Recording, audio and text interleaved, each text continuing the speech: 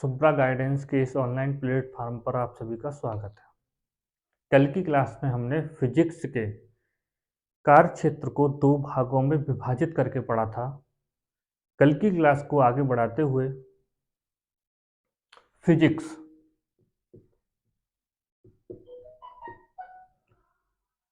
Physics को दो भागों में विभाजित किया गया था। फिजिक्स के कार्य क्षेत्र को दो भागों में विभाजित किया था। पहला भाग था मैक्रोस्कोपिक, दूसरा भाग था माइक्रोस्कोपिक। इसको बोलते हैं स्थूल और माइक्रोस्कोपिक को बोलते हैं सूक्ष्म। मैक्रोस्कोपिक में पहली शाखा थी मैकेनिक्स,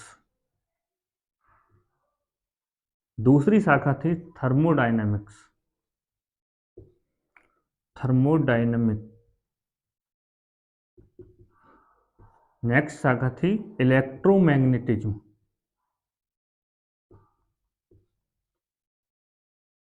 इलेक्ट्रोमैग्नेटिज्म नेक्स्ट शाखा थी ऑप्टिक्स। माइक्रोस्कोपिक में एटम्स के बारे में पढ़ेंगे, न्यूक्लियस के बारे में पढ़ेंगे,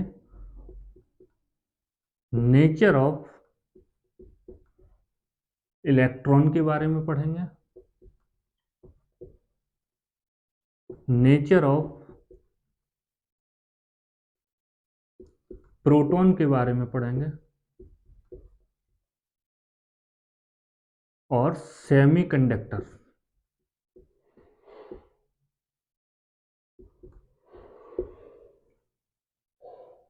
कल की क्लास में हमने मैकेनिक्स के चैप्टर्स के बारे में अध्ययन किया था, थर्मोडायनेमिक्स में आने वाले चैप्टर का अध्ययन किया था।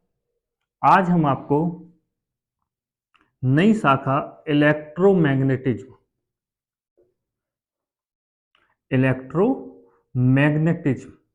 के बारे में बताएंगे। इलेक्ट्रोमैग्नेटिज्म क्या होता है? विद्युत चुंबकत्व। विद्युत चुंबकत्व में हम आवेश के बारे में अध्ययन करते हैं, यानी basically study of charge. Electromagnetism में हम विद्युत चुंबकत्व में आवेश के बारे में अध्ययन करेंगे, basically study of charge. Basically study of charge.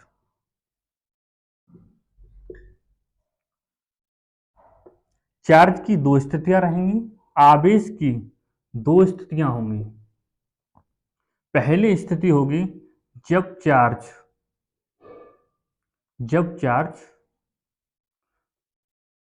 Rest में हो, यानी जब चार्ज या जब आवेश स्थिर हो। दूसरी स्थिति होगी जब आवेश गतिमान हो। जब चार्ज क्या हो? मूव कर रहा हो, यानी गतिमान हो। जब चार्ज रेस्ट में होगा तब कौन से चैप्टर्स का अध्ययन करेंगे?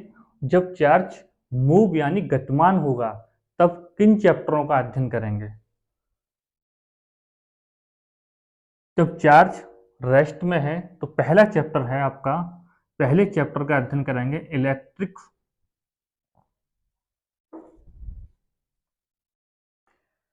Electric charge and field. दूसरा चैप्टर पढ़ेंगे इलेक्ट्रिक पोटेंशियल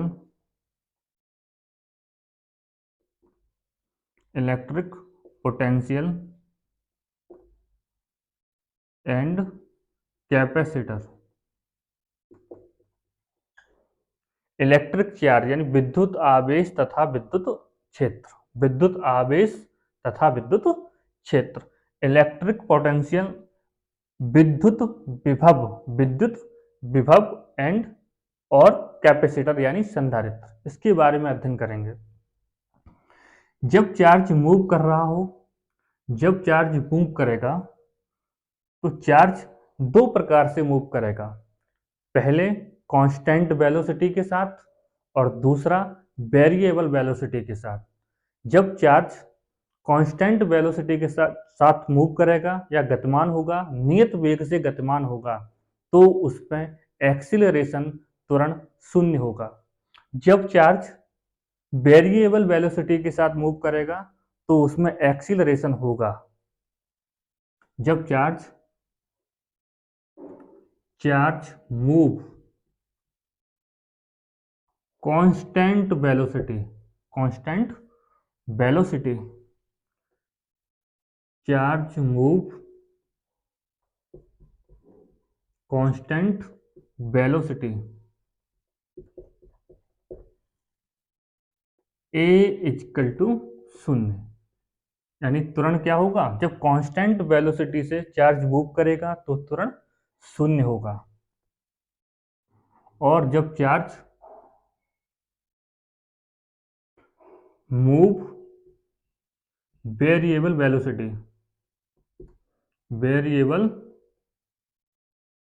वेलोसिटी जब चार्ज चर वेग से गति करेगा, जब आवेश चर वेग से गति करेगा तो a does not equal to zero, यानी आवेश में क्या होगा? त्वरण होगा।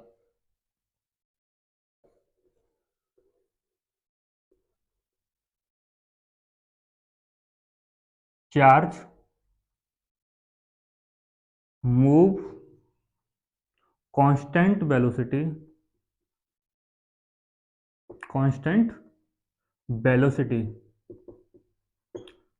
जब चार्ज नियत वेग से गतिमान होगा, तो हम चैप्टर का अध्ययन करेंगे। इसमें पहला चैप्टर होगा electric current.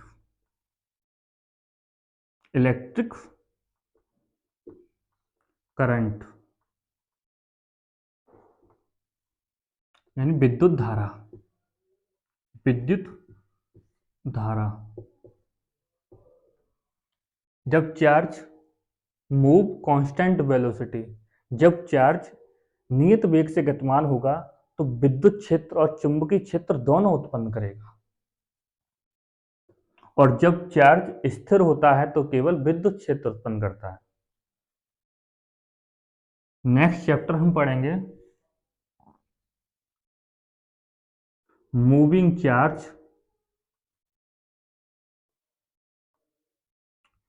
Charge and magnetism.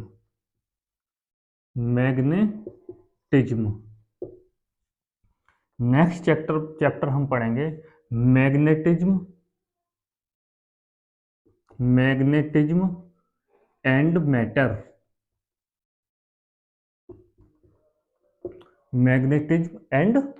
Matter. Next chapter हम पढ़ेंगे इलेक्ट्रोमैग्नेटिक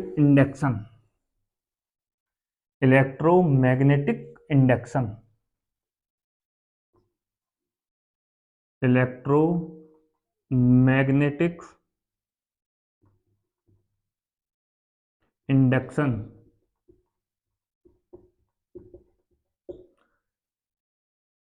नेक्स्ट चैप्टर पढ़ेंगे अल्टरनेटिंग करंट, प्रत्यावर्ती धारा। Alternating current.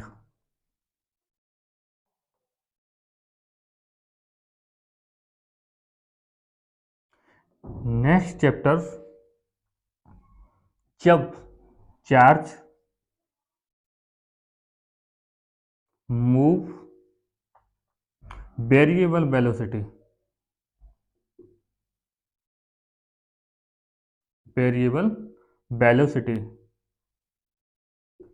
जब आवेश चर वेग से गतिमान हो। जब आवेश चर वेग से गतिमान होगा तब चैप्टर पढ़ेंगे हम इलेक्ट्रोमैग्नेटिक वेव्स यानी विद्युत चुंबकीय तरंगों के बारे में। Electromagnetic electromagnetic wave. जब आवेश चर वेग से गतिमान होगा तब हम चैप्टर का अध्ययन करेंगे इलेक्ट्रोमैग्नेटिक वेव यानी विद्युत चुंबकीय तरंग। मूविंग चार्ज यानी गतिमान आवेश और मैग्नेटिक यानी चुंबकत्व। गतिमान आवेश तथा चुंबकत्व के बारे में पढ़ेंगे। चुंबकत्व,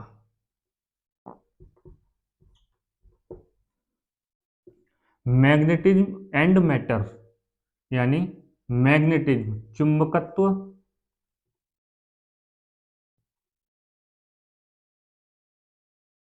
चुंबकत्व, तथा मैटर द्रव्य।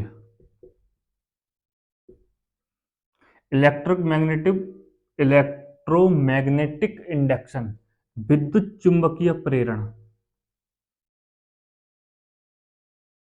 विद्युत चुंबकीय प्रेरण के बारे में पढ़ेंगे।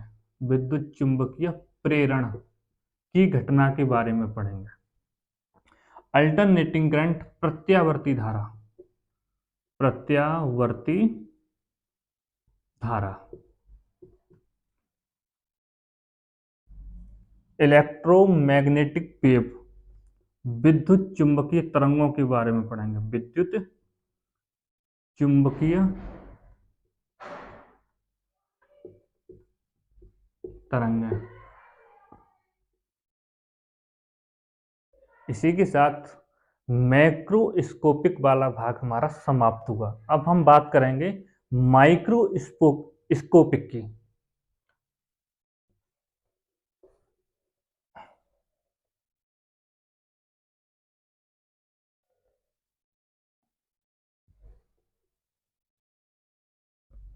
मैक्रोस्कोपिक में ऑप्टिक्स के बारे में अध्ययन करेंगे।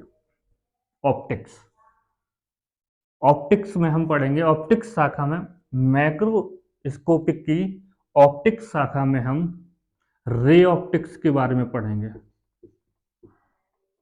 और दूसरा वेव ऑप्टिक्स के बारे में पढ़ेंगे।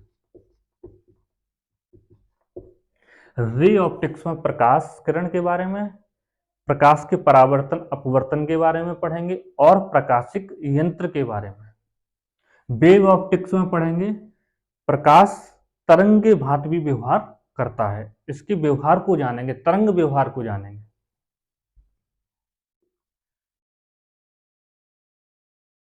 अब बात करते हैं फिजिक्स के दूसरे भाग माइक्रोस्कोपिक की।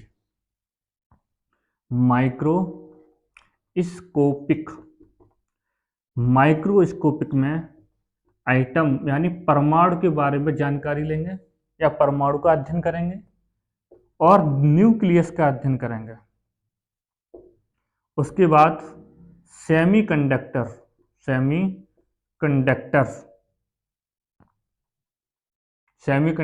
यानी अर्धचालक का अध्ययन करेंगे। माइक्रोस्कोपिक को हम मॉडर्न फिजिक्स भी कहते हैं।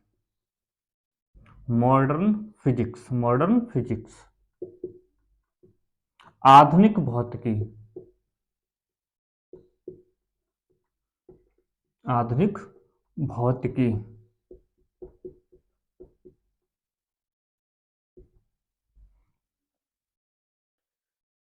फिजिक्स के कार्य क्षेत्र को हम दो भागों में विभाजित करके पढ़ चुके हैं। फिजिक्स की बेसिक जानकारी यहीं समाप्त होती है। कल से हम